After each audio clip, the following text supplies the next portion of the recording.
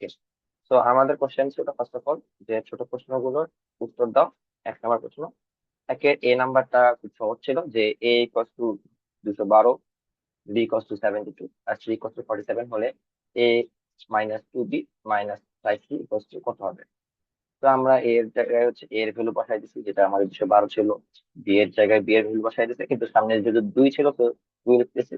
কারণ সি এর জায়গায় 47 বসাই দিচ্ছি, সামনে 3 ছিল। আচ্ছা, এখন একটা প্রশ্ন যে আমি কি এটা বাংলা দিয়ে করবো নাকি ইংলিশ দিয়ে করবো? আমার তো প্রশ্ন বাংলায় আছে। আচ্ছা, এটা হচ্ছে তোমার উপর, এখানে তোমার কোনো সমস্যা নেই। তুমি যদি এটাও লেখো এটাও ঠিক হবে, তুমি যদি ইংলিশে করো তাও হবে, এর কোনো সমস্যা নেই ইনশাল্লাহ। আচ্ছা, এ স্কোয়ারের সাথে কত গুণ করলে তার মানে 1 হবে? আমি আসলে সলিউশন গুলো এমন করে দেওয়ার চেষ্টা করছি যাতে তোমরা একবারে দেখলে বুঝতে পারো। তো আমরা বলতে পারি যে এর সাথে কত গুণ করলে, আমরা ধরছি এর সাথে এক্স গুণ করতে হবে। ঠিক আছে, তাই এ স্কোয়ার গুণ এক্স সমান সমান 1। আমি হচ্ছে এক্স সমান সমান লিখতে পারছি 1/a², তাহলে 1/a² গুণ করা উচিত। এটা তো সিম্পল কোশ্চেন ছিল। আচ্ছা, এই জিনিসটা আমি অলরেডি কাছে একবার ডিসকাস করছি। 1:4 অনুপাতের উত্তর রাশি থেকে কত বিয়োগ করলে অনুপাতটি 2:3 হবে। আচ্ছা, এইখানে বলছে যে 1:4 অনুপাতের উত্তর রাশি। তো উত্তর রাশি মানে কি? পরের রাশিটা আমাদের কাছে এক একটা রাশি, 4 একটা রাশি। তো পরের রাশি কোনটা? 4। তো এখন আমার কাছে উত্তর রাশি থেকে কত বিয়োগ করলে, ঠিক আছে। এখন আমি যেহেতু উত্তর রাশি ধরতেছি 4, তাহলে সেটা কত বিয়োগ করে ধরতেছি এক্স বিয়োগ করলে অনুপাতটি হবে 2:2। তো সেটা লিখছি যে ধরি এক্স বিয়োগ করা হবে, তাহলে 1:4 মাইনাস এক্স, আমি একটু বড় করে দিচ্ছি, 4 - এক্স ইকুয়াল টু 2:3। তাহলে 1/4 - এক্স ইকুয়াল টু 2/3। কারণ কি, আমরা জানি যে প্রত্যেকটা অনুপাতকে আমরা ভগ্নাংশ আকারে প্রকাশ করতে পারি। তাহলে ভগ্নাংশ আকারে প্রকাশ করতেছি, করার পরে জাস্ট ক্রস মাল্টিপ্লিকেশন করছি। 3 এর সাথে 1 গুণ হয়েছে, তো আমি একবারে 3 লিখছি। 2 এর সাথে 4 - এক্স গুণ হয়েছে, তো আমি একবারে 8 - 2 লিখছি ইকুয়াল টু 3। তো 2 এক্স ইকুয়াল টু 8 - 3, কারণ 2 এক্সটাকে এই পাশে পাঠাই দিচ্ছি, 3টাকে এই পাশে পাঠাই দিচ্ছি। তো এই কারণে 2 x equal to 8 - 3, x equal to 5/2, তাই 5/2 বিয়োগ করা উচিত। তো এটা বিয়োগ করলেই আসলে আমরা 2:3 পাবো। ওকে, 1:4 এর 4 থেকে যদি আমি 5/2 বিয়োগ করি, তাহলে আমি সেটাকে 2:3 অনুপাতে পাবো। তো এই প্রশ্নটা দেখো যে দুইটি আমের দাম X টাকা ও 5টি কমলার দাম Y টাকা হলে ভ ও উ নং প্রশ্নের উত্তর দাও। আচ্ছা, এটা খুবই একটা ইজি কোশ্চেন ছিল। ইজি ছিল বাট মানে মিডিয়াম টাইপের কোশ্চেন ছিল। তো আমাকে দুইটি আমের দাম দেওয়া আছে X টাকা, নর্মালি একটি আমের দাম দেওয়া হয়। তো দুটি আমের দাম দেওয়া থাকলে কি আমরা ঘাবড়া যাবো? না, অবশ্যই ঘাবড়া যাবো না। দুটি আমের দাম X টাকা আছে, তাহলে একটি আমের দাম কত, 7টি আমের দাম কত? আমরা তো সবাই ঐকিক নিয়ম শিখে আছে, তো ঐকিক নিয়ম এখানে অ্যাপ্লাই করলে হয়ে যাচ্ছে। যে দেখো যে দুটি আমের দাম হচ্ছে X টাকা, তাহলে একটি আমের দাম হচ্ছে X/2 টাকা, 4টি আমের দাম হলো 7X/2 টাকা। সেম 5টি কমলার দাম হচ্ছে Y টাকা, একটি কমলার দাম হচ্ছে Y/5 টাকা, তাহলে 12টি কমলার দাম হবে 12Y/5 টাকা। তাহলে মোট কত হবে? এত টাকাই হবে। আচ্ছা, এখন হচ্ছে তোমার আমি লিখছি যে একটি আমের দাম হচ্ছে 10 টাকা, ও একটি কমলার দাম হচ্ছে 15 টাকা হলে 7টি আম ও 12টি কমলার দামের যোগফল কত? আচ্ছা, এখানে এটা দেওয়ার কারণ একটু বলি। অনেকে হয়তো বা ভাবতে পারো যে আচ্ছা, এখানে তো তাহলে দুইটি আমের দাম X টাকা ছিল, তাহলে একটি আমের দাম তো আমি X/2 পাইছি, তাহলে X/2 মানে হচ্ছে আমার 10, তাহলে এক্স এর ভ্যালু কত, 20। সেই 20 এখন আমি বসাই দিবো ওখানে। এরকম করার কোনো দরকার নাই। এই যে 7X/2 তে আমি এক্স এর ভ্যালু 20 বসাই দিব, ওয়াই এর ভ্যালু আমি আলাদা করে বসাই দেবো। বাট এটা করাটা সম্পূর্ণ বোকামি হবে। কারণ কি, যখন তোমাকে একটি আমের দাম দেয়া আছে, তাহলে তুমি ইজিলি 7 গুণ করে তো 7টি আমের দাম পাচ্ছ। যখন তোমাকে একটি কমলার দাম দেয়া আছে, সেটা সাথে তুমি যদি 12 গুণ করো, তাহলে তুমি 12টি কমলার দাম পাচ্ছ। অনেকে এক্স এর ভ্যালু বের করার পরে দেন এটা করলে হবে না, বুঝা গেছে? আচ্ছা, এক্স এর ভ্যালু ওয়াই এর ভ্যালু আলাদা করে আমি তোমাদেরকে বলবো যে এখানে বের করার দরকার নেই। যদি এরকম হইতো যে দুইটি আমের দাম 20 টাকা হলে, তাহলে যে এক্স এর ভ্যালু 20 টাকা হয়ে যেত। বুঝা গেছে? তো আলাদা করে এক্স এর ভ্যালু এখানে বের করার কোনো দরকার ছিল না। এক্স এবং ওয়াই এর ভ্যালু ডিরেক্ট জাস্ট তোমার 7 দিয়ে 10 আর হলো 12 দিয়ে 15 গুণ করার পরে জাস্ট যোগ করে দেওয়া লাগে। ঠিক আছে, যোগ করে দিলেই হয়ে যাবে। আচ্ছা, দেন সমকোণী ত্রিভুজে কয়টি সূক্ষ্মকোণ থাকে? এইটা হচ্ছে তোমাদের এক্সাম নেওয়ার ঠিক তার আগের ক্লাসে, মানে আজ থেকে 1 সপ্তাহ আগে আমি ক্লাসে বলেছিলাম যে হচ্ছে সমকোণী ত্রিভুজে দুইটি সূক্ষ্মকোণ থাকে এবং একটি সমকোণ থাকে। তো এই জন্য দুটি সূক্ষ্মকোণ থাকে। আচ্ছা, square plus 14ab minus 18b² হবে। ওকে। আচ্ছা, 10:10 কি ধরনের অনুপাত এবং কেন? তো 10:10 হচ্ছে আমার একক অনুপাত, কারণ আমি জানি যে দুইটা মানে রাশি যখন সমান হয় সেটাকে আমরা বলতে পারি একক অনুপাত। আচ্ছা, 0.025 কে ভগ্নাংশ ও শতকরায় প্রকাশ করো। তো এটাকে আমি যদি ভগ্নাংশে প্রকাশ করতে চাই, 25/1000, 1/40 সমান সমান 2.5%। এত সিম্পল জিনিস ছিল। আচ্ছা, এরপরে আসি আমরা সত্য মিথ্যাতে। 3/4 মাইনাস 5/8 মান ঋণাত্মক। আচ্ছা, এটা হচ্ছে just ঋণাত্মক এবং ধনাত্মক দেওয়ার কারণটা আমি বলি, কারণ নর্মালি আসলে আমরা মান নির্ণয় তো করতে পারতেছি। তো আমি আসলে একটু টেকনিক্যালি প্রশ্নটা করছি, যে এটা মানটা নির্ণয় করতে হবে, তারপর তোমাকে খেয়াল রাখতে হবে যে আচ্ছা এটা কি ধনাত্মক নাকি ঋণাত্মক। তো 3/4 বিয়োগ 5/8 মান কত? তো 3/4 হচ্ছে আমার যদি আমি এখন এটাকে লিখে রাখি ভাবে, দেখো খেয়াল করে, যে 3/4 মাইনাস 5/8 সমান সমান, আমি 4 আর 8-এর লসাগু পাচ্ছি 8, 4 দিয়ে 8 ভাগ করলে হয় 2, 2 দিয়ে 3 গুণ করলে হয় 6, 6 বিয়োগ 5 সমান সমান 1/8। তো 1/8 এটা দেখতে পাচ্ছি আমি পজিটিভ বা হচ্ছে ধনাত্মক, তো এই কারণে এটা হবে মিথ্যা। ঠিক আছে, এই যে এখানে আমি লিখে দিচ্ছি যে হচ্ছে এটা হচ্ছে 1/8, যা ধনাত্মক। ওকে। আচ্ছা, এখন বলে দিচ্ছি যে একটি বৃত্তে ব্যাস সবসময় কেন্দ্র দিয়ে অঙ্কিত সবচেয়ে লম্বা যে। আচ্ছা, এখন কথা হচ্ছে যে তোমাদের পরীক্ষায় অনেক সময় বৃত্ত থেকে কোণের মান নির্ণয় করা লাগতে পারে, বা বৃত্ত রিলেটেড অনেক কিছু লাগতে পারে, কারণ বৃত্ত আমরা অলরেডি কিন্তু আগে পড়ে আসছি। হ্যাঁ, তোমাদের হালকা পাতলা নলেজ এখানে বৃত্ত সম্পর্কে থাকা উচিত। সমস্যা নাই, আমি হচ্ছে এই তোমাদের যে জ্যামিতি পড়াচ্ছি, জ্যামিতির সাথে সাথে আমি বৃত্ত সম্পর্ক ধারণা দিয়ে দেবো, আজকে না পারলে নেক্সট দিন ইনশাল্লাহ। আচ্ছা দেখো, যে একটি বৃত্তের ব্যাস সবসময় কেন্দ্র দিয়ে অঙ্কিত সবচেয়ে লম্ব যে। তো আমরা জানি যে বৃত্ত হচ্ছে এরকম,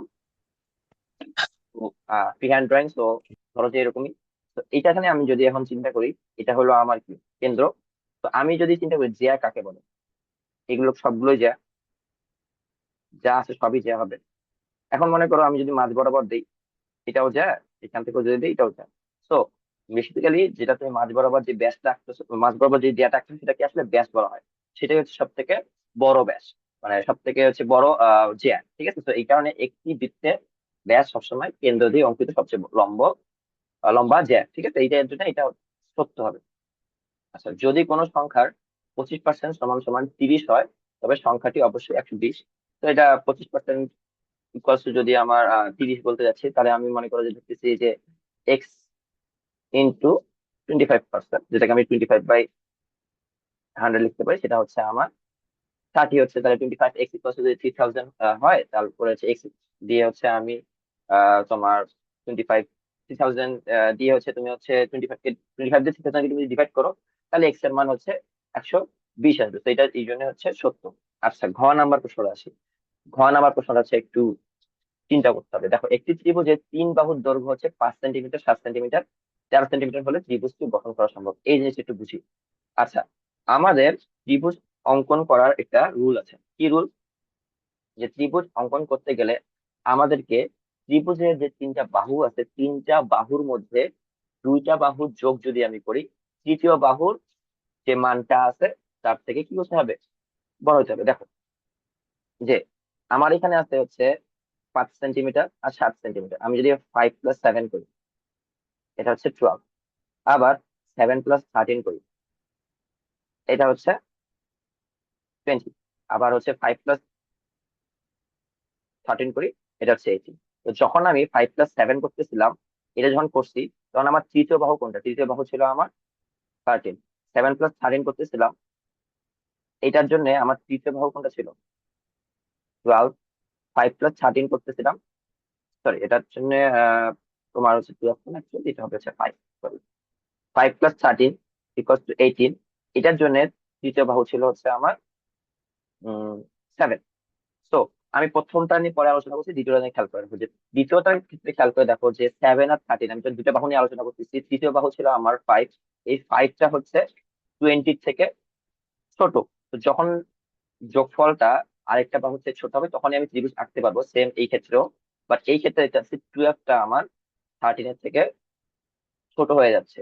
ঠিক আছে, যোগফলটাই আমার তৃতীয় বাহুতে ছোট হয়ে যাচ্ছে, তার মানে এটা গঠন করা সম্ভব না। ঠিক আছে। আচ্ছা, দুটি জোড় সংখ্যার যোগফল সর্বদা বিজোড় সংখ্যা হয়। আচ্ছা, তুমি যে কোনো জোড় সংখ্যা চিন্তা করো, সেটা 2, 4 হতে পারে, 4, 6 হতে পারে।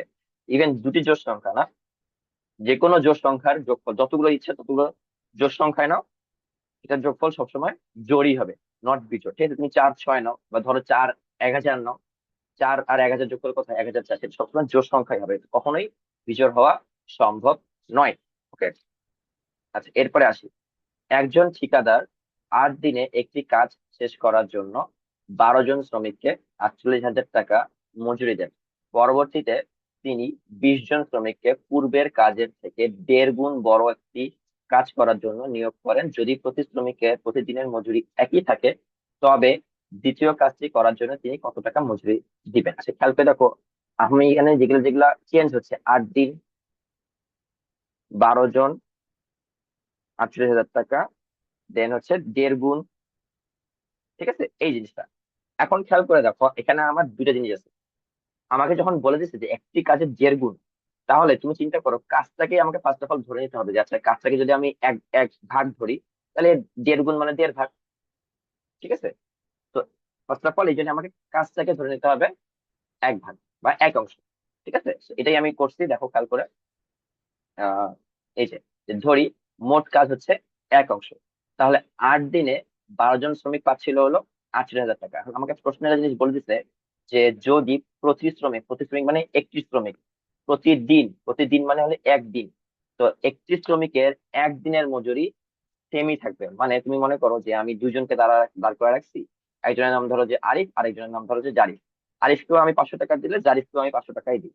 এখন ওরা হচ্ছে প্রথমে একটা কাজ করতেছিল, মনে করো যে ধরলাম যে ফার্স্ট অফ অল ওরা হচ্ছে একটা বিল্ডিং বানাচ্ছিল, ওখানে ওকে 500 টাকা দিয়েছিলাম।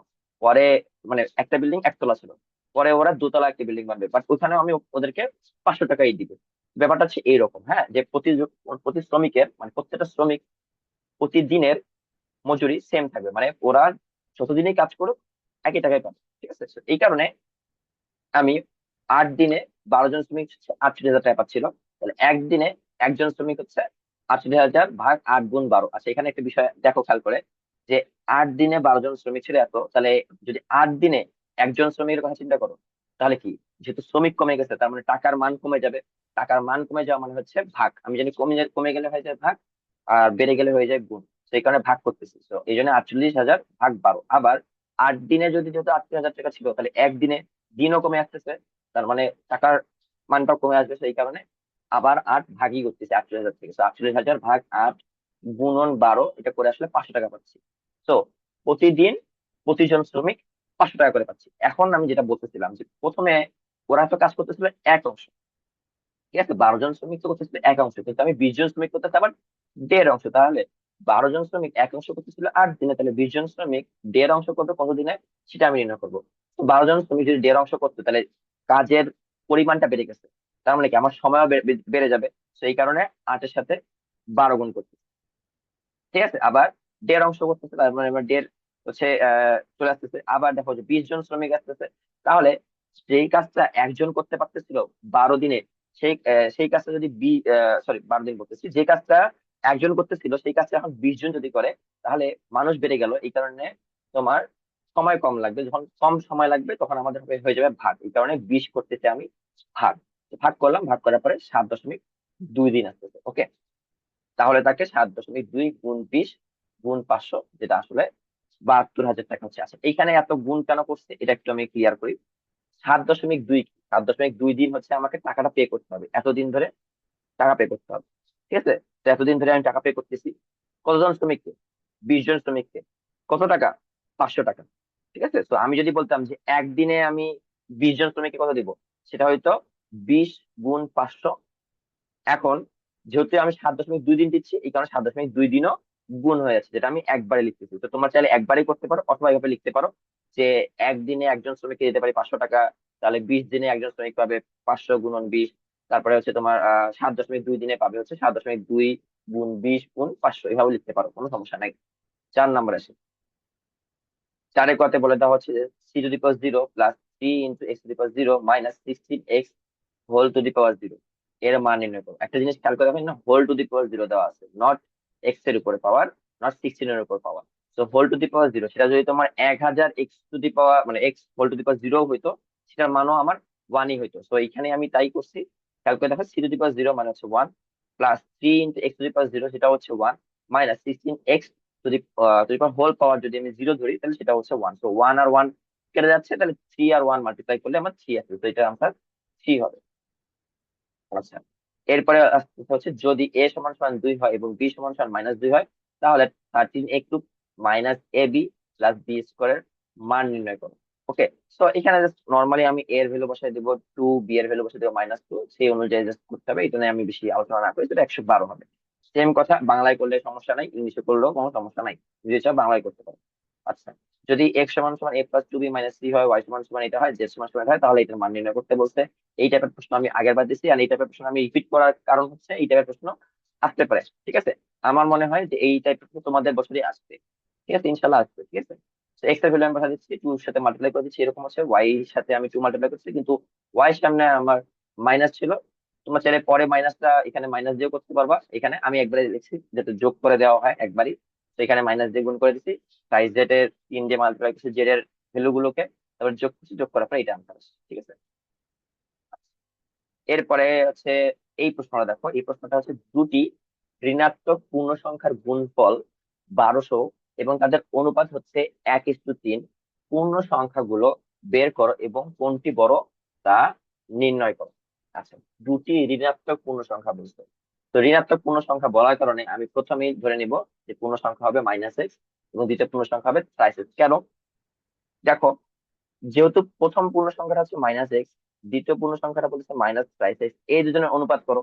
অনুপাত মানে আমি জানি যে -x is to -x, আর অনুপাতকে আমরা ভগ্নাংশ লিখতে পারি যে -x ভাগ -x, সামনে একটা মাইনাস, তো মাইনাসে মাইনাসে কাটা যাচ্ছে, এক্স এক্স কাটা যাচ্ছে, তো 1/3। তো এই কারণেই দেখো যে আমি যদি এটা ধরি, তাহলে তাদের অনুপাত কিন্তু 1:3 থাকতেছে। তো তখন যখন তোমাদের এরকম আহ কোনো বলে থাকবে যে পূর্ণ সংখ্যার, দুইটা পূর্ণ সংখ্যার অনুপাত 1:3 ধরো, 1:4 ধরো, বা 2:3 ধরো, প্রথমটা যদি তুমি টয়েস এক্স ধরো, পরে তুমি ট্রাইস এক্স ধরতে পারো। এটা আমি অলরেডি তোমাদেরকে অনুপাতের শিখাইছি, তো এই কারণে আমি এটা নিয়ে আলোচনা না করি। তো -x, পরেরটা হচ্ছে -ট্রাইস এক্স। এখন প্রশ্নতে বলে দেওয়া ছিল যে এই দুজনের গুণফল হবে 1200, তো আমি গুণ করতেছি, গুণ করার পরে আমি পাচ্ছি 1200। তো 1200 করার পরে পাচ্ছি আমি +x² সমান সমান হচ্ছে 1200। এক্স স্কোয়ারের ভ্যালু আমি 1200 ভাগ 3 পাচ্ছি, x² সমান সমান 400।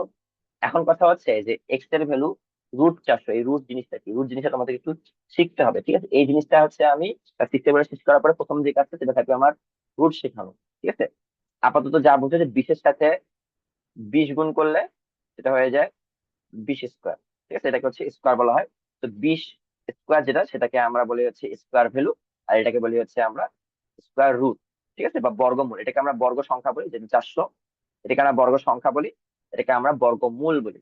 তো বর্গমূলটা নির্ণয় করতে হবে। এটাকে যদি আমি এক্স চিন্তা করি, ধরো যে এটা এক্স, তাহলে এক্স গুণ এক্স হচ্ছে x², তাহলে x² হলো 20 স্কোয়ার। এক্স এর ভ্যালু তো আমরা জানি যে 20, জাস্ট আসলে এটা 20 হবে। তো তাহলে প্রথম সংখ্যা হলো -20। কেন? কারণ এক্স এর ভ্যালু হচ্ছে 20, আর -x হচ্ছে আর প্রথম পূর্ণ সংখ্যা, এই কারণে -20। এবং দ্বিতীয়টি হলো -60। এখন আমরা জানি যে -20 এবং -60 এর মধ্যে আমি এটা জানি যে হচ্ছে ঋণাত্মক সংখ্যার মান, মান এক জিনিস, ইয়ে আলাদা জিনিস। তো ঋণাত্মক সংখ্যার মান চিন্তা করি, এখানে মান হচ্ছে একটা 20, একটা হলো 60। কিন্তু ঋণাত্মক সংখ্যা হলে যেটার মান ছোট সেটাই হচ্ছে বড় সংখ্যা হয়, তো এই কারণে -20টা হচ্ছে -60 থেকে বড়, তো -60 হচ্ছে -20 বড়। তো এটা লাস্টে ফাইন্ড আউট করতে হবে। ওকে, আমি প্রশ্নের মধ্যে বলে দিচ্ছিলাম যে কোনটি বড় তা নির্ণয় করো। ওকে, আচ্ছা, এরপরে আসো সমীকরণের মূল নির্ণয় করো। মূল নির্ণয় করা খুবই সহজ, মূল নির্ণয় করার পুরোটাই আমি হচ্ছে প্রসেস বাই প্রসেস করে দিয়েছি।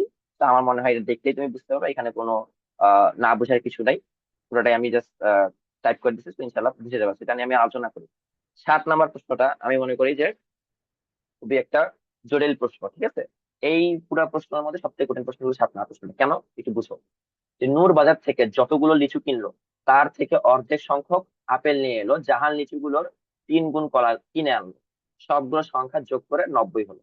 আচ্ছা, তার মানে নূর যে বাজার থেকে লিচু কিনছিল, ধরো যে কোন একটা সংখ্যা লিচু কিনছে, সেটার অর্ধেক সংখ্যা হচ্ছে আপেলের, তার অর্ধেক সংখ্যা হচ্ছে আপেল। আবার জাহান ওই যে নূর যে লিচুটা কিনছিল, তার 3 গুণ সংখ্যক কলা নিয়ে আসে। ঠিক আছে, এখন সবগুলো সংখ্যা যোগ করে 90 হলো, মানে এই যে লিচুর সংখ্যা, আপেলের সংখ্যা এবং কলার সংখ্যা যোগ করেই আমি পাচ্ছি 90। আচ্ছা, মারিয়া হ্যান্ড রেজ করছো।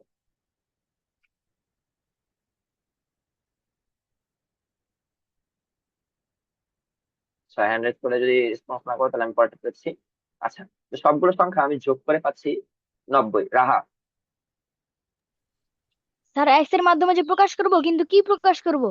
হ্যাঁ, এক্স এর মাধ্যমে প্রকাশ করো। কি প্রকাশ করবা? এক্স এর মাধ্যমে প্রকাশ করা মানেই হলো এই যে পুরো যে সিনারিওটা যেটা আছে, ঠিক আছে, এই পুরো সিনারিওটাকে তোমাকে এক্স এর মাধ্যমে প্রকাশ করতে হবে। বুঝা গেছে?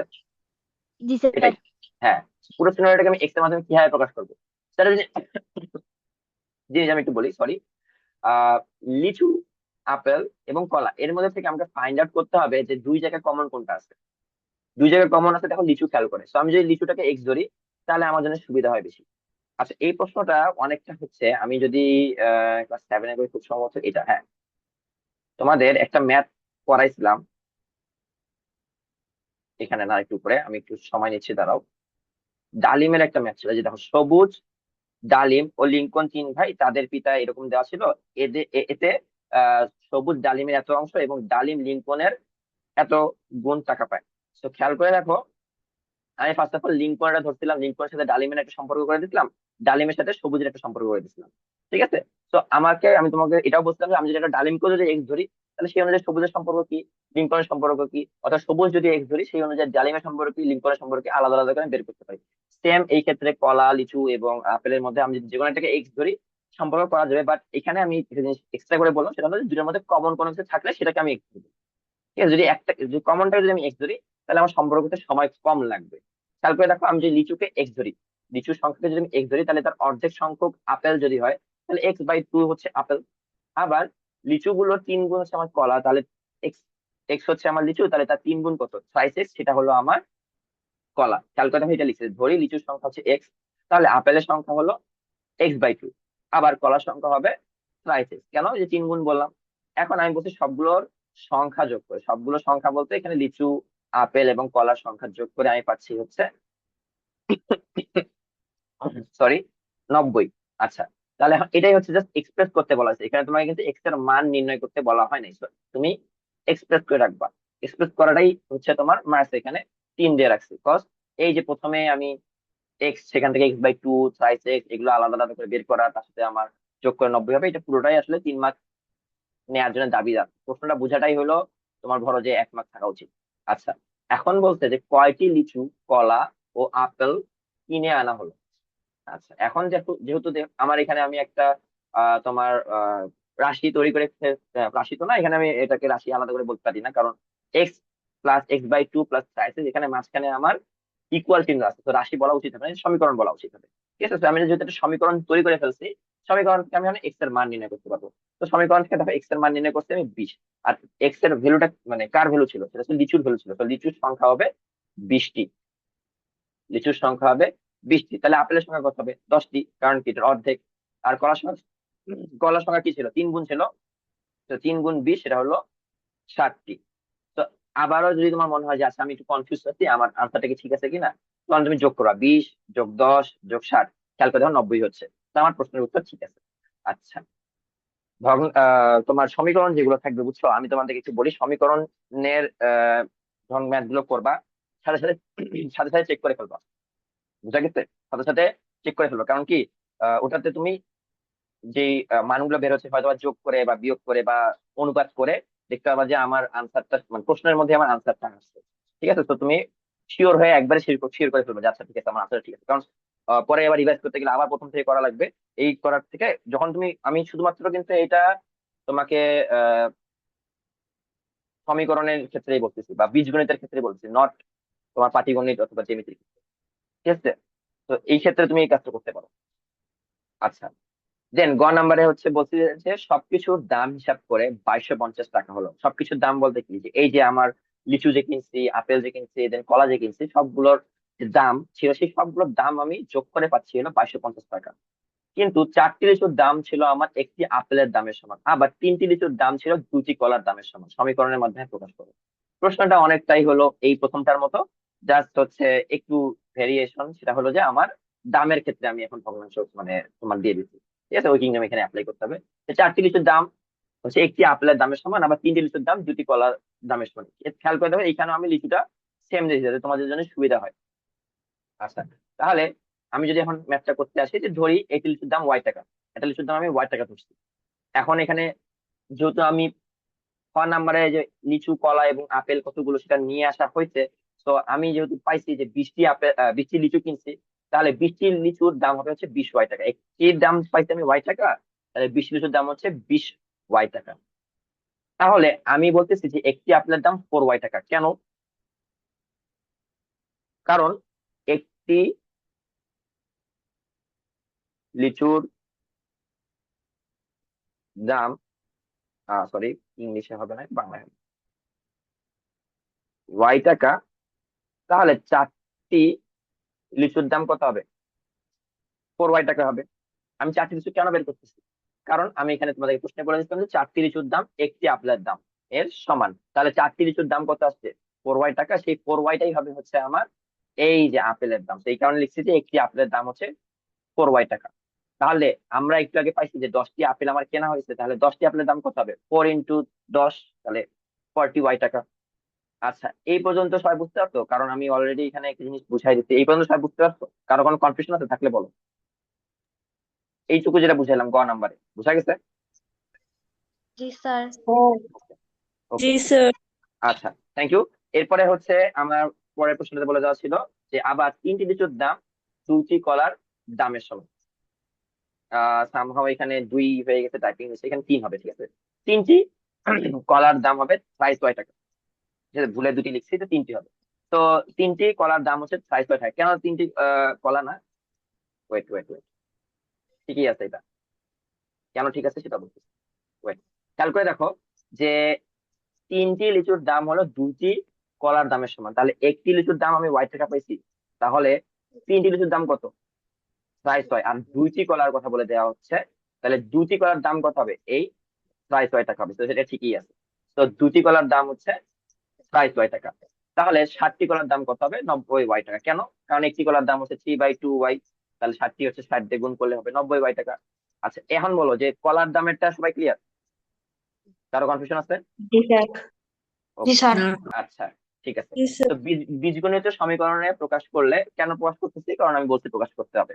তো যখন, আচ্ছা একটা জিনিস বলি, যখন তোমাদেরকে বীজগণিত সমীকরণ অথবা এক্স এর মাধ্যমে, ওয়াই এর মাধ্যমে, জেড এর মাধ্যমে, যাই বলা হোক, A B C what ever, এটাতে প্রকাশ করতে বলে তুমি জাস্ট প্রকাশ করবা সমীকরণে, হ্যাঁ।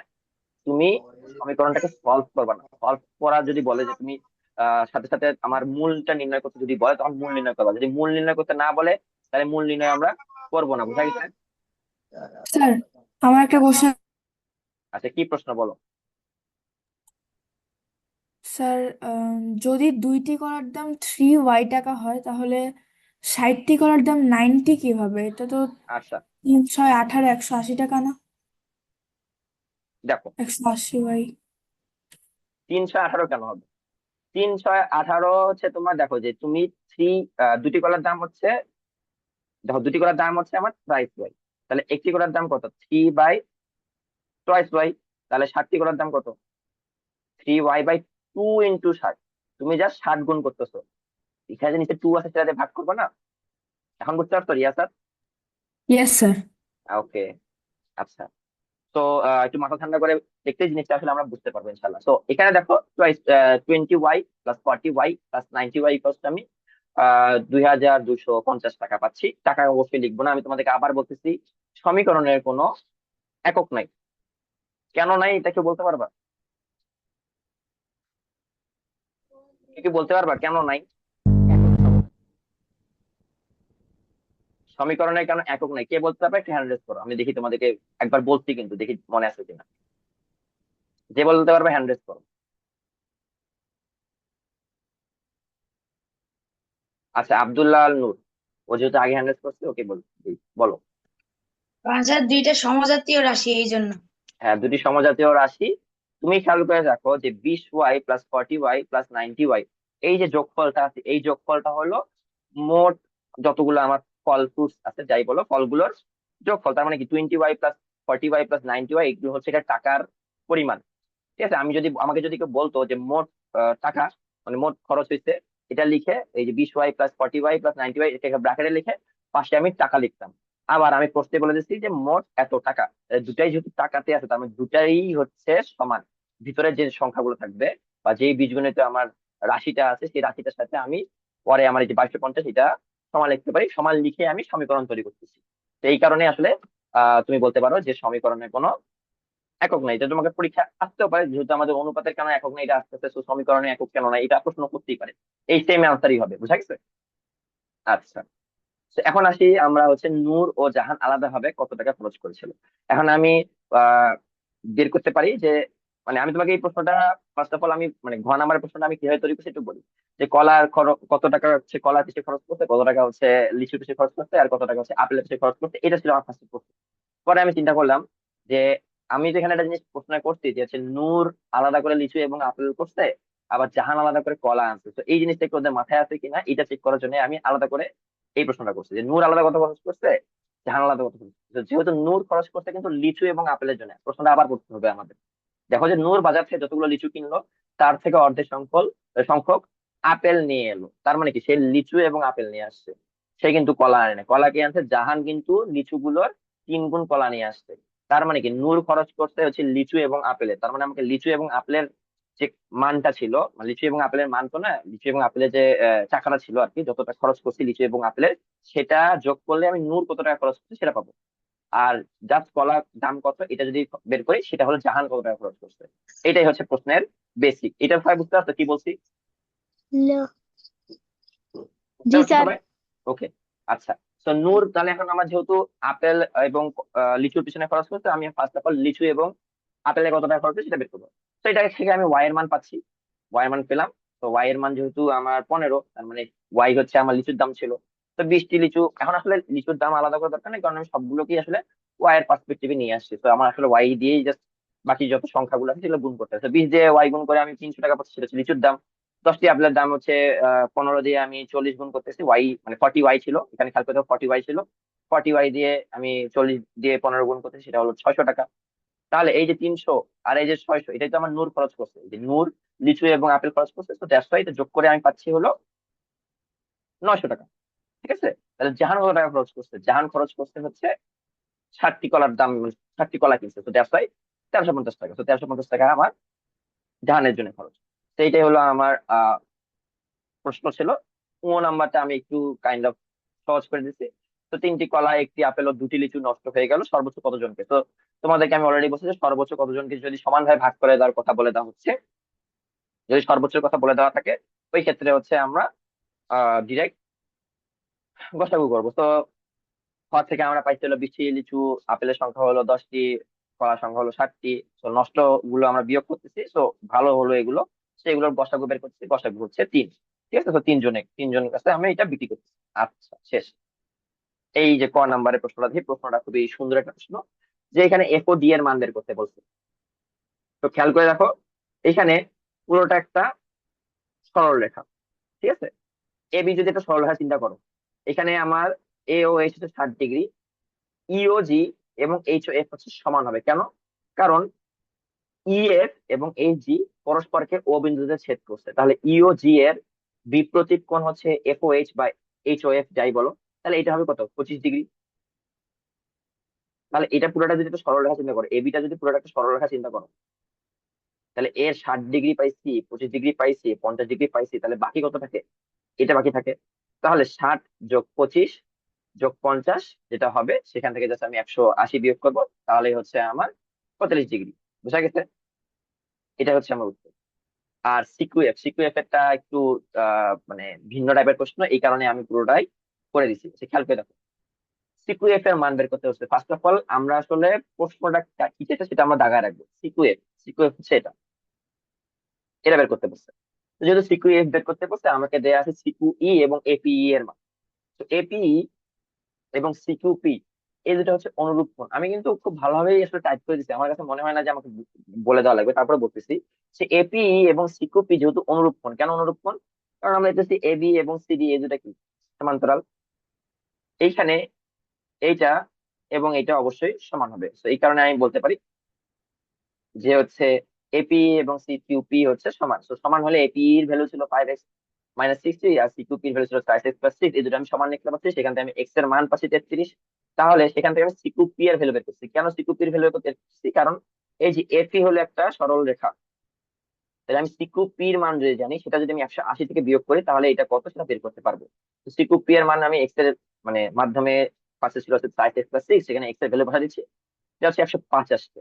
এখন সিকু পি এবং সিকু এফ যোগ করে হচ্ছে আমার 180 ডিগ্রি আসতেছে। তাহলে সিকু পি এর ভ্যালু আমি 105 ডিগ্রি পাচ্ছি, সেটা বিয়োগ করতেছি 180 থেকে, বিয়োগ করার পর 75 ডিগ্রি পাচ্ছি, 75 ডিগ্রি আমার আনসার। আচ্ছা, গেল। এখন এই যে নিচের চিত্রে কয়টি ত্রিভুজ আছে, এটা হচ্ছে আমার প্রশ্ন। এটা হচ্ছে 12টি।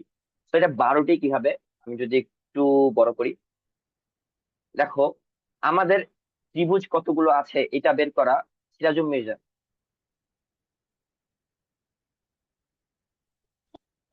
এখানে ত্রিভুজ তো 13টা হয়।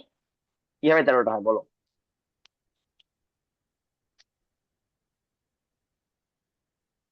স্যার মুখে আমি কিভাবে বুঝাবো 13টা হয়?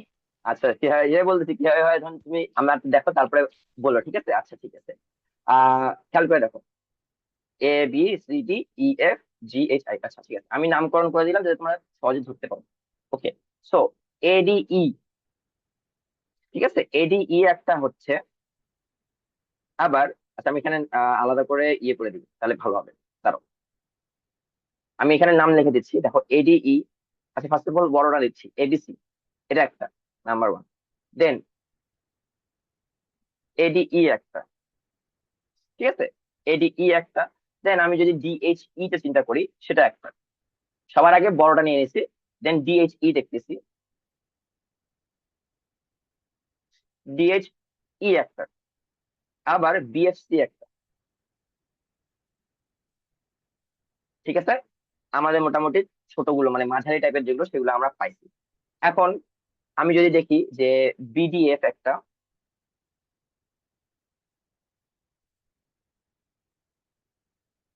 FCE একটা, ঠিক আছে, BDF একটা আসছে, FCE একটা আসছে, তো দুইটা একই টাইপের, এই কারণে আমি ইজিলি বের করতে পারতেছি।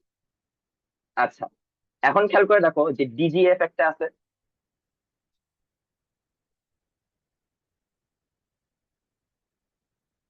আবার 8 নম্বরে আসতেছে হচ্ছে FEI। তো তোমাদের জন্য এখানে সহজ একটা জিনিস শিখাই দিই, সেটা হলো যে এই যেগুলো যে নির্ণয় করব আমরা, নির্ণয় করতে গেলে কোনটা তোমার হচ্ছে মানে একই রকম দেখতে, সেটা আগে আমরা নির্ণয় করবো, তাহলে বেশি সহজ হবে। তারপরে এখানে খেয়াল করে দেখো যে EHC একটা, আবার BDH একটা,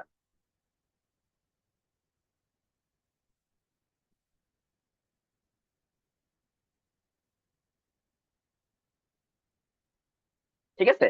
সো প্রথমে হচ্ছে বর্ণের, তোমাদের চাও যে হচ্ছে এই যে ADE, তারপরে হচ্ছে BDH, DHE এবং EHC, এই তিনটা হচ্ছে তোমার একই একই টাইপের, তো এখানে তুমি এটাও করতে পারো, কোনো সমস্যা নাই। এরপরে তুমি হচ্ছে এই যে বড়টা নিলা, সেই বড়টার মধ্যে আবার দেখো আরো দুই ভাগ আছে, সেটা হলো BDG, আবার হলো EIC, ঠিক আছে। তো আমি এটা লিখতেছি, BDG, তো আর হচ্ছে EIC। তো এই কয়টাই আছে, ঠিক আছে। দেখো খেয়াল করছি ABC, আমি আবার বলতেছি ABC কোনটা, পুরো বড়টা নিচ্ছি first of all. Then ADE, ADE কোনটা, এই যে উপরেরটা। BDH যেটা আছে, এটা আমার আগে নেওয়া উচিত ছিল, সামহাউ পরে নিচ্ছি, সমস্যা নেই। তো BDH এটা হলো মাঝারি টাইপের গুলো। দেন DHE, ঠিক আছে, যে DHE আছে। দেন হচ্ছে EHC, তো এটা হচ্ছে মাঝারি গুলো গেল। এখন এই যে এখানে যেটা দেখতে পাচ্ছি যে BDF যেটা, সেটা আমি লিখবো BDF। আবার ওটার মতো করে আছে হচ্ছে FCE, সেই FCE লিখছি। আবার BDF কে স্যার, দেখো ভিতরে আমি, জি বলো। স্যার এখানে তো ত্রিভুজ 14টা হওয়ার কথা। আচ্ছা, আর কোন দুটা আছে বলো দেখি, বলো। স্যার বিডিএইচ এইচআইসি দুইটা তো আছে। ও ইয়েস, হ্যাঁ ঠিক আছে, এই দুটো তাহলে অ্যাড হবে, হ্যাঁ ঠিক আছে, থ্যাংক ইউ। BGH এবং HIC, ওকে, সমস্যা নেই, এটা তোমাদের ঠিক করে দেওয়ার জন্য থ্যাংক ইউ। হ্যাঁ, এইটা 14টাই হবে, ঠিক আছে। স্যার তো এটা কি BGH, সূত্র নাই? না এটা কোনো আসলে সূত্র নাই, শোনো। সূত্র কেন নাই? কারণ হচ্ছে তোমার যতগুলো ত্রিভুজ আছে, সেই ত্রিভুজ গুলো হচ্ছে ভিতরে কতগুলো আছে, তুমি এখানে আলাদা করে কোনো সূত্রর মাধ্যমে তুমি আসলে করতে পারবে না, ঠিক আছে। কারণ তোমাকে ফিগার আলাদা আলাদা করে দিলে, এখন একজন এমন এমন ফিগার দিয়ে দিল যেটাতে আসলে তোমার কোনো সূত্র, এখানে কোনো অ্যাপ্লিকেশন নাই, তোমাকে জাস্ট ধরে ধরে করতে হবে। তো তোমাকে থেকে আমি সহজ একটা জিনিস শিখাই দিই, সেটা হলো যে বড়টা ফার্স্ট অফ অল নিবা, দেন মাঝারি টাইপের গুলো নিবা, মানে মাঝারি বলতে হচ্ছে বড় থেকে একটু ছোট যেগুলো। খেয়াল করে রাখো যে বড় থেকে ADE এবং BDH, DHE, ইএইচসি এগুলো হলো একই শেপের। ওকে, দেন বিডিএফ, এফসিই এগুলো হলো একই শেপের। তো সবগুলো শেপ শেপ আলাদা আলাদা করে তুমি যদি ধরো তাহলে দেখবা যে খুব তাড়াতাড়ি করতে পারছো। ওকে, বুঝা গেছে? আচ্ছা, তো 10 নম্বরে আসি। 10 নম্বরে এখানে আমার বলে দেওয়া আছে যে একটু দাঁড়াও, জুম আউট করি। ওকে, তো একটি ঘড়ি, এই জিনিসটা একটু বুঝো, হ্যাঁ, এটা খুবই একটি ইন্টারেস্টিং কোশ্চেন, যে একটি ঘড়ি একদিনে 2 মিনিট এগিয়ে যায় এবং আরেকটি ঘড়ি একদিনে 3 মিনিট পিছিয়ে যায়। দুটি ঘড়ি আজ সকাল 10টায় ঠিক একই সময়ে দেখাচ্ছিল। কতদিন এর পর দুইটি ঘড়ির সময়ের পার্থক্য 1 ঘন্টা 20 মিনিট হবে? আচ্ছা, ফার্স্ট অফ অল 1 ঘন্টা 20 মিনিট, 1 ঘন্টা মানে কি 60 মিনিট, তার সাথে 20 মিনিট যোগ করো, 60 আর 20 যোগ করলে হয় 80 মিনিট। ঠিক আছে, তো 80 মিনিট হচ্ছে তোমার দুইটা ঘড়ির সময় পার্থক্য হবে। বেসিক্যালি তুমি জিনিসটা চিন্তা করো যে আমার দুটো ঘড়ি আমি চিন্তা করতেছি পাশাপাশি। তো এটা মনে করো যদি আমি 12টা লিখি, আর এটা মনে করো যে মোটামুটি এই জায়গায় তো হয় হচ্ছে আমাদের 10। সেম এটাও যদি আমি 12টা চিন্তা করি, এই জায়গায় হয়ে যায় আমাদের 10। তো সময়টা হচ্ছে ছোট এটা হবে, কারণ আমাদের যেটা ঘন্টার কাটা থাকে সেটা ছোট থাকে, আর বড়টা হচ্ছে এরকম হবে। সরি, একটু ছোট করে দিই।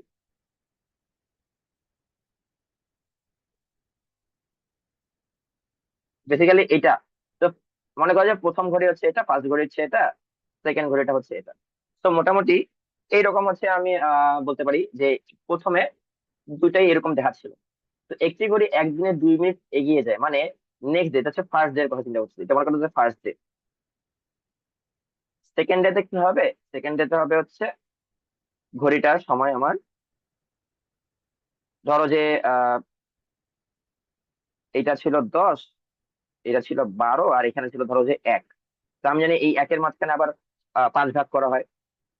তো 12টা 1, 12টা 2, 12টা 3, 12টা 4, দেন এখানে হচ্ছে আমার 12টা 5। তো প্রথম ঘড়ির জন্য আমার 2 মিনিট কি হয়, এগিয়ে যায়। ঠিক আছে, এগিয়ে যায় মানে হলো ফরওয়ার্ডে চলে যায়, সামনে চলে যায়। তো 12টা 2 বাজলো হলো প্রথম দিন, মানে সেকেন্ড দিন অ্যাকচুয়ালি। তো 12টা 2, এই ক্ষেত্রে মানে ঘড়িটা আসলে সময়টা হবে এরকম যে এখানে যদি আমি 12টা তো না, 10টা দিই, 10টা দিই। তো তোমার যদি এখানে আমি এরকম দিয়ে দিই, ঘড়ি কাঁটা যাবে হচ্ছে এই জায়গায়। ঠিক আছে, তো নেক্সট দিনে তোমার যদি আমি চিন্তা করি, এটা হচ্ছে আমার 12, এটা হচ্ছে আমার 10, এখানে আসলে 11টা কাজে আসবে কারণ আমার 3 মিনিট পিছিয়ে যাচ্ছি। তো এখানে মনে করো যে 5 ভাগ আছে, 1 ভাগ, 2 ভাগ, 3 ভাগ, 4 ভাগ এন্ড 5 ভাগ। তো 3 মিনিট পিছিয়ে যাওয়া মানে কি, এখান থেকে 3 মিনিট 3 ঘর পিছাও, 1 ঘর, 2 ঘর, 3 ঘর, বেসিক্যালি এই জায়গায়। ঠিক আছে, তো এই জায়গায় চলে গেল। ঠিক আছে, এই জায়গায় হচ্ছে আমার চলে গেল, এন্ড এই জায়গায় হচ্ছে আমার 9টাও কাজে আসবে। 9 এবং 10 এই জায়গা থেকে আসলে আসবে, মানে বেসিক্যালি যখন তোমার 9টা 57 হয় তখন ওরা 10-এর কাছাকাছি চলে যায়, এক্সাক্ট 10টা আর হয় না। So, মনে কর 10-এর কাছাকাছি যদি আমি চিন্তা করি, তো ধরো যে এই জায়গায় আসতেছে আমার, আর একটু ছোট হবে যেহেতু আমার ঘন্টার কাটা এটা। তো এরকম, তো এই সময় যেটা বাঁচতেছে সেটা হলো 9টা 57। তাহলে এই দুটোর মধ্যে পার্থক্য কত? 5 মিনিট না? তো প্রতিদিন কি এরকম 5 মিনিট 5 মিনিট করে আগাচ্ছে, নেক্সট দিনে এখানে দেখা যাবে 10টা 4 বাজতেছে, এখানে দেখা যাবে যে 9টা 54 বাজতেছে, তখন 10 মিনিট গ্যাপ হয়ে যাচ্ছে। তো প্রতিদিন এরকম 5 মিনিট 5 মিনিট 5 মিনিট 5 মিনিট করে গ্যাপ হয়ে যাচ্ছে। তো 5 মিনিট 5 মিনিট 5 মিনিট গ্যাপ হয়ে যাওয়ার পরে কখন হচ্ছে 1 ঘন্টা 20 মিনিট গ্যাপ হবে, এটাই হচ্ছে তোমাদের কাছে কোশ্চেন করা হয়েছে। তো আমি যখন 5 মিনিট 5 মিনিট গ্যাপ করে আমি ধরতেছি যে এই যে তোমার একদিনের ঘড়ির কাঁটাগুলোর মধ্যে সময় পার্থক্য হলো 5 মিনিট, তাহলে 5 মিনিট হলো একদিনের সময় পার্থক্য, তাহলে 1 ঘন্টা 20 মিনিট অথবা 80 মিনিট হলো 80 ভাগ 5, যেটা হলো 16 দিনের সময়ের পার্থক্য। ঠিক আছে, 16 দিনটাই হচ্ছে আমাদের প্রশ্নের উত্তর। ওকে, আচ্ছা, আমরা তো কোশ্চেন সলভ করে ফেললাম। আমাদের হচ্ছে আজকে আমি তোমাদেরকে ফার্স্ট ফার্স্ট একটা জিনিস শিখাই দিই, সেটা হইলো আহ তোমাদেরকে বলছিলাম যে এই জিনিসটা একটু বোঝার বিষয় আছে, দেখো। ওকে, তোমাদেরকে আমি বলছিলাম যে এইখানে উম 12 নম্বর প্রশ্নটা খেয়াল করে দেখো, যে রুলারের সাহায্যে 8 সেন্টিমিটার দৈর্ঘ্যের একটি রেখাংশ আঁকো, রুলার ও কম্পাসের সাহায্যে এই রেখাংশকে সমান 4 ভাগে ভাগ করো। সমান 4 ভাগে ভাগ করার কথা বলে দেওয়া হচ্ছে, তো সমান 4 ভাগে আমি কিভাবে ভাগ করতে পারি? তো একটা জিনিস আমি বলি, যখন 4 ভাগ, 8 ভাগ, 8 ভাগ আসলে বলবে না, এত বেশি বলবে না। বাট যদি বলে 8 ভাগ, 2 ভাগ, 4 ভাগ, 8 ভাগ, এই ভাগগুলো করা তোমার সহজ। ঠিক আছে, কেন সহজ সেটা একটু বলি। তুমি দেখো যে তোমাকে একটা চকলেট দিল, ধরো এরকম একটা চকলেট দিল, দিয়ে বললো যে তোমরা 4 জন ফ্রেন্ড ভাগ করে নেবে। তো 4 জন ফ্রেন্ড যদি ভাগ করে দাও, প্রথমে যদি আমি এটাকে অর্ধেক করি, তাহলে এখানে কয় ভাগ হলো? 2 ভাগ হলো। তো 2 ভাগ হওয়ার পর জিনিসটা প্রথম ভাগটা হচ্ছে এটুকু, দ্বিতীয় ভাগটা হচ্ছে এতটুকু। এটা হলো ফার্স্ট ভাগটা, এটা হলো দ্বিতীয় ভাগটা। তো প্রথম ভাগটাকে আমি অর্ধেক করলাম, এটাও আবার 2 ভাগ হলো, এটা হলো 1 নাম্বার, এটা হলো 2 নাম্বার। দ্বিতীয় ভাগটাকে যদি আমি 2 ভাগ করি, এটা হলো ধরো যে 3 নাম্বার দিচ্ছি এবং 4 নাম্বার। ঠিক আছে, তাহলে দেখো খেয়াল করে যে আমি 4 ভাগ কিন্তু পাচ্ছি। তো 4 ভাগ পাওয়াটা সহজ, 4 ভাগ দিলে খুব তাড়াতাড়ি আমি করতে পারি। ঠিক আছে, কিভাবে করতে পারি খেয়াল করে দেখো। যে আমরা প্রথমে একটা রেখাংশ নিয়ে নেব, বা তুমি যদি চাও সরলরেখা নিতে পারবে। সরলরেখা নেওয়া উচিত না, কারণ কি এখানে আমরা কোন পয়েন্টে বসাবো সেই পয়েন্টটা আমাদেরকে রাখা উচিত। তো এটার নাম আমি ধরো যে দিয়ে দিচ্ছি এ এবং বি। তো আমরা তো শিখে আসছি যে একটি রেখাংশকে সমদ্বিখণ্ডিত কিভাবে করতে হয়। তো আমি মনে করি পুরো রেখাটার অর্ধেকের বেশি নিচ্ছি। তো অর্ধেকের বেশি মনে করো যে অর্ধেক মোটামুটি এরকম হবে, এটার বেশি হলো ধরো এখানে। তো দুই পাশে আমি,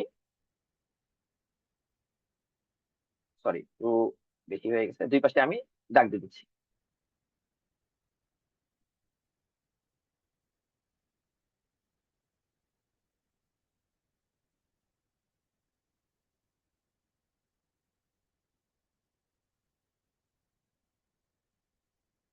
দিলাম। তো এখানে আমি আগে নামকরণটা করে দিই, তাহলে বেশি সহজ হয়। ধরো যে সিডি নাম। তো এখন আমি যদি সি এর সাথে ডি যুক্ত করি, এখানে আমার থাকতেছে ও। এখন আমি দেখো, আমি তোমাদেরকে চকলেট দিয়ে যেটা বুঝাইছিলাম যে প্রথমে আমি অর্ধেক করতেছিলাম। তো আমি পুরো সরলরেখাটাকে অর্ধেকে ভাগ করছি, একটা হলো এও, একটা হলো বিও। এখন আমাকে যদি কেউ বলে যে সমদ্বিখণ্ডিত করতে হবে বা 2 ভাগে ভাগ করতে হবে, তখন আমি এভাবে ভাগ করবো। এখন আমাকে বলতে 4 ভাগে ভাগ করতে হবে। তো এখন আমি পরেরটাতে যাবো, যে প্রথম যে ভাগটা আছে এও একটা ভাগ, বিও একটা ভাগ। তো এও ভাগকে আমি আবার অর্ধেকের বেশি ভাগ করবো। তো এওটা মনে করো যে এর অর্ধেক ধরো এই জায়গায় হবে, তার থেকে একটু বেশি এইটুকু হবে। তো আমি আবার সেম কাজটাই করব,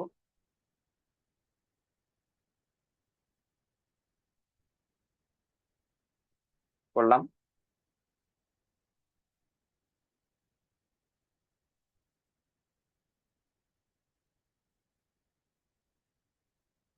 তুমি এখন এখানে আরেকটা জিনিস বলি, এই 4 ভাগ ভাগ করার সময় পরে আমাদেরকে আবার এটার অর্ধেকের বেশি করার জন্য এটাকে আবার খুলতে হবে না। তুমি এইখান থেকেও আবার কাটতে পারো। ঠিক আছে, কজ এটার অর্ধেকের বেশি আর ওটার অর্ধেকের বেশি একই সমানই হবে, কারণ আমি কি জানি দুইটাই সমান। তো আমাকে আর আলাদা করে এটা খুলতে হবে না, তুমি এখানে দাগ দিয়ে দাও, সেম এই জায়গায় দাগ দিয়ে দাও। দিলাম। দেন বি থেকে শুরু করে, আচ্ছা আর একটু বড় করে দেওয়া উচিত ছিল আমার।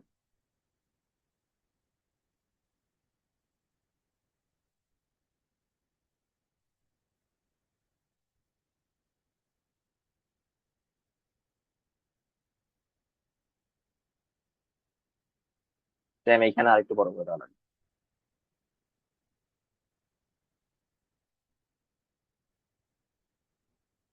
ঠিক আছে, এই হলো অবস্থা। এখন আমি জাস্ট সিম্পলি